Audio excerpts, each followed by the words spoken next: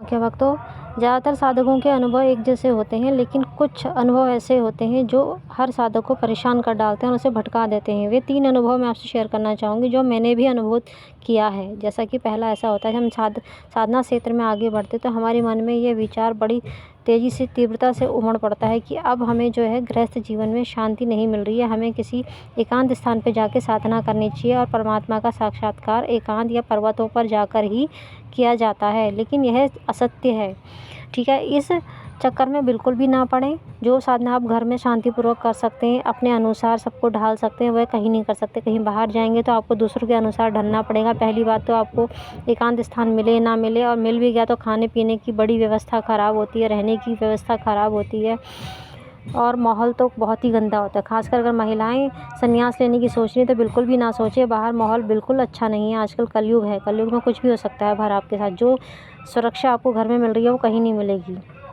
दूसरा विचार जो आता है, ऐसा होता है कि हम अपने गुरु पर से ही हमारा विश्वास धीरे-धीरे उठने लगता है जब हमें परमात्मा का साक्षात्कार नहीं होता है। अब ये देखिए, परमात्मा का साक्षात्कार इतनी आसानी से नहीं होता है। साधना क्षेत्र में लोग 12-12, 20-20 साल साधना करते हैं, तब जाके कुछ होता है। तो आप सोचेंगे मैंने आज 1 साल हो गया, मुझे जाप करते मुझे कुछ भी अनुभव नहीं हो रहा, तो ये ज़रूरी नहीं है कि कोई अनुभव हो। आपके मन में शांति आनी सबसे बड़ी ज़रूरी है। अगर आपका मन शांत हो रहा है धीरे-धीरे और आपके जीवन में जो उथल-पुथल थी वो शांत हो रही है, तो इससे बड़ी बात और है ही क्या? वही परमात्मा का साक्षात्कार माना जाता है।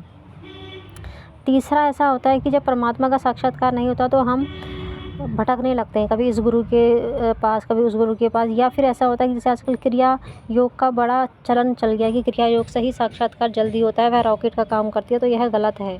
आप किसी भी रास्ते को पकड़ लीजिए, लेकिन उसको पकड़े रखिए। ये नहीं कि आप आज जाप कर रहे हैं, कल आप क्रिया योग पकड़ रहे हैं, परसों हठ योग पकड़ रहे हैं, तो ऐसे आपको कभी भी साक्षात्कार नहीं होगा। किसी भी एक मार्ग को पकड़ लीजिए और आजीवन उसी पे बने रहिए, तो एक दिन अवश्य आपको साक्षात्कार होके रहेगा, अगर आप एक मार्ग पर अटल होके चलते रहे।